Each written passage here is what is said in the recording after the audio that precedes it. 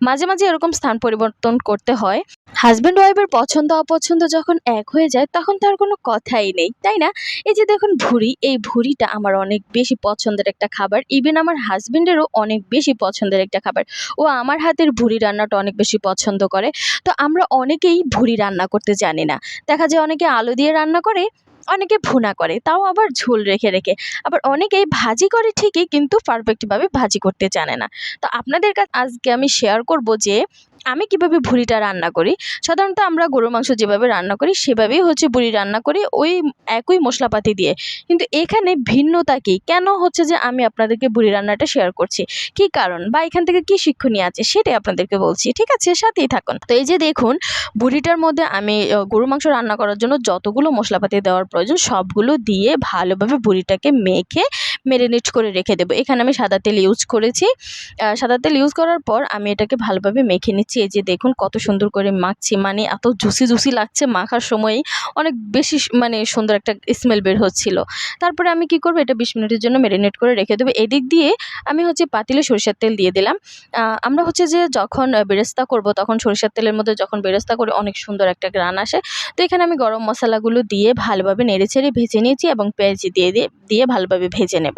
তো পেঁয়াজ আমি এখানে একদমই বেরেস্তার কালার করে ভেজে নেব, কারণ আপনি যদি চান পরবর্তীতে বেরেস্তা অ্যাড করতে পারেন। আমি একবারেই বেরেস্তা করে তারপরে হচ্ছে যে আমার ভুড়িটা দিয়ে দিলাম। তো ভুড়িটা নাড়ার সময় আমার মনে হলো যে পাতিলটা ছোট হয়ে গেছে, এই জন্য আমি আবার পাতিলটা চেঞ্জ করে নিয়েছি। মাঝে মাঝে এরকম স্থান পরিবর্তন করতে হয়। যখন মনে হবে যে না এটা এখানে উপযুক্ত না, সেক্ষেত্রে আপনার স্থান পরিবর্তন করে নেবেন, সেটা যেই কোনো বিষয় হতে পারে। তো এই যে দেখুন আমি কিন্তু ভুড়িটা ভাজতেছি প্রায় 1 ঘন্টা নিয়ে। আমি এইটা ভুড়িটা পাতিলে দেওয়ার পরে আমি কিন্তু কোনো প্রকার কোনো পানি দেই নাই। পানি না দিয়ে আমি হচ্ছে ভালোভাবে ভেজে নিচ্ছি।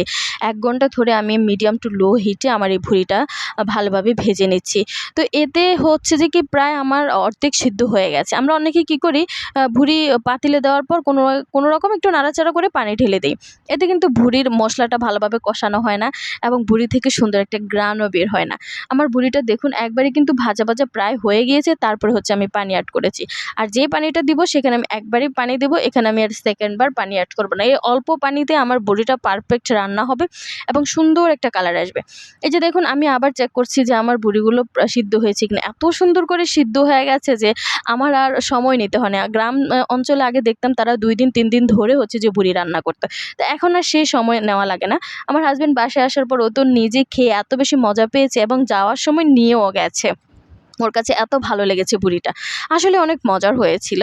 তো আপনাদের কাছে আমার এই ভুড়ি রান্নাটা কেমন লেগেছে অবশ্যই কমেন্ট করে জানাবেন। যদি ভালো লাগে তাহলে শেয়ার করে পাশে থাকবেন। আল্লাহ হাফেজ।